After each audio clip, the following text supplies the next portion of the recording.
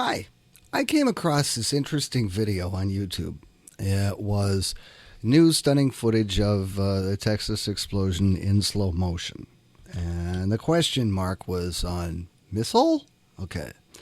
Well, I decided to look at it and play it back in slow-mo, and we're going to be doing full speed and then 30%. We're not going to bother with the 20% or 5%. Those are really difficult to discern the audio accompanied with the video.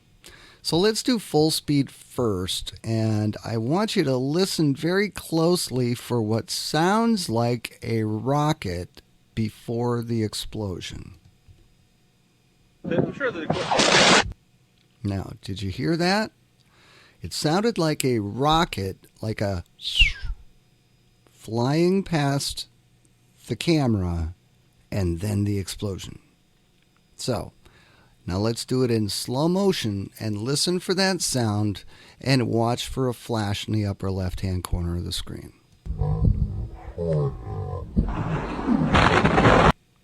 Okay. Now, if we go back a few frames, let's do this frame by frame.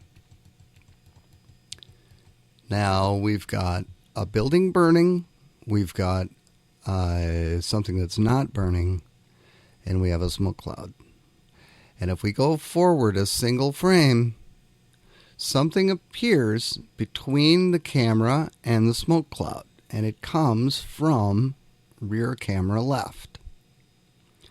Now, if we go back to before it's there, we see this structure here, and we also see the ground and the parking lot here. Now, watch for a line here. When that appears, it creates a shadow from the corner of the dumpster. And then we go forward one frame.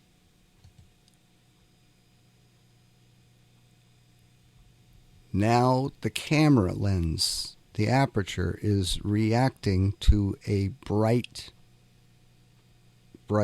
light. And now the building blows up. Building's gone. So whatever it was, it took it one frame to get from here, the first point where it appeared, and here when the building blows up. So let's look at that. Missiles, for example, I'm not saying this was a missile, but missiles travel at about 1.3 miles per second. That means they will travel 6,734 feet per second. 30 frames per second is what this video was in. So if we take 6,734 and divide it by 30, if something takes one frame to get from point A to point B, it traveled 224.4 feet in that period of time.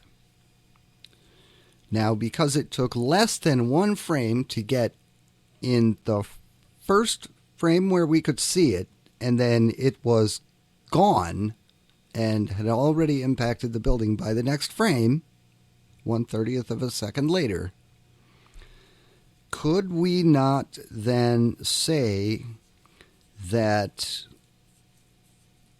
the distance between the camera and the building is between 750 and 1,000 feet? That kind of sort of looks right, doesn't it? Difference between the dumpster and the building and the smoke cloud and just the burning building, and then all of a sudden we have something appear, and then all hell breaks loose.